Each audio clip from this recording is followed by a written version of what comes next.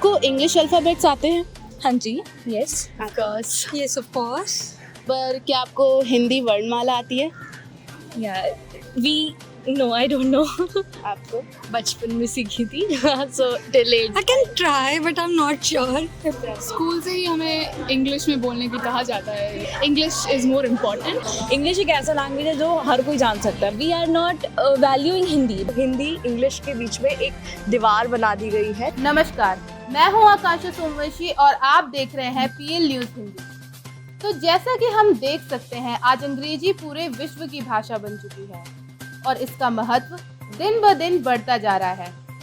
परंतु इस बात का हम पर इतना गहरा प्रभाव पड़ रहा है कि हम ये भूल चुके हैं कि अंग्रेजी मात्र एक भाषा ही है और इसका आना ना आना व्यक्ति की काबिलियत तय नहीं करता। बढ़ते अंग्रेजी के महत्व के चलते हम अपनी मातृभाषा हिंदी से ही दूर होते जा रहे हैं।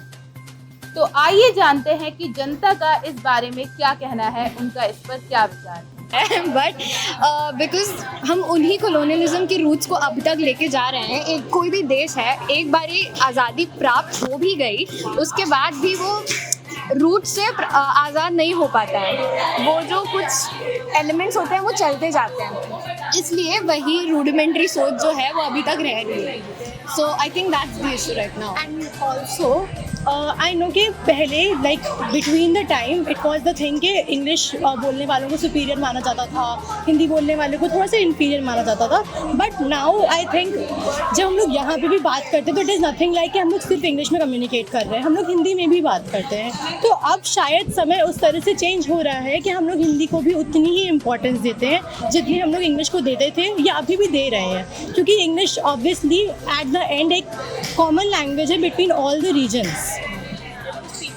फ्रॉम अक्रॉस द रीजन तो इंग्लिश से बहुत इजी लैंग्वेज बन जाता है तो कम्युनिकेट विद पीपल मतलब जो बाहर से आते हैं। और इंग्लिश एक ऐसा लैंग्वेज है जो हर कोई जान सकता है, बट हिंदी ऐसा नहीं है क्योंकि रीजनल लैंग्वेजेस जिनको नहीं आते हैं वो हिंदी में कम्युनिकेट नहीं कर पाते हैं, बट इंग्लिश एक कॉमन बन जाता है जिससे ईजिली कम्युनिकेशन हो जाती है। साउथ इंडिया में भी बहुत लोगों को हिंदी नहीं आती है पर सबको इंग्लिश आती होती है। तो अगर आप साउथ में जाके तो आप हिंदी में बात नहीं कर सकते, आपको इंग्लिश में बात करनी ही पड़ेगी। सो वहाँ पर एक रीजनल बैरियर हो जाता है बिकॉज ऑफ द लैंग्वेजेस। हमारे एलएसआर में मैक्सिमम बच्चे साउथ इंडिया से हैं तो उनसे कम्युनिकेट करने के लिए इंग्लिश इज़ वेरी इंपॉर्टेंट, और हिंदी में उनको नहीं आती तो हम कम्युनिकेट नहीं कर सकते, तो चीज़ें हो नहीं पाएंगी उनके साथ। Diversity English brings us together, इसलिए शायद ज़्यादा इम्पोर्टेंट है, but still it's not the fact कि हिंदी को किसी भी तरह से इन्फीरियर माना जाए, because Hindi is still the language जो इंडिया की लैंग्वेज है। Like English at the end is a language which is adapted from foreign countries.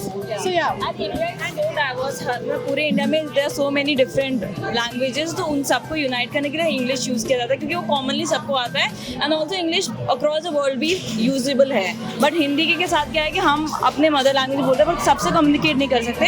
तो ये जरूर कि अगर हमें हिंदी को प्रमोट करना है तो आपस में अगर हम किसी हिंदी वाले व्यक्ति से बात करें तो उससे हमें हिंदी में बात करना चाहिए और प्राउडली बात करना चाहिए।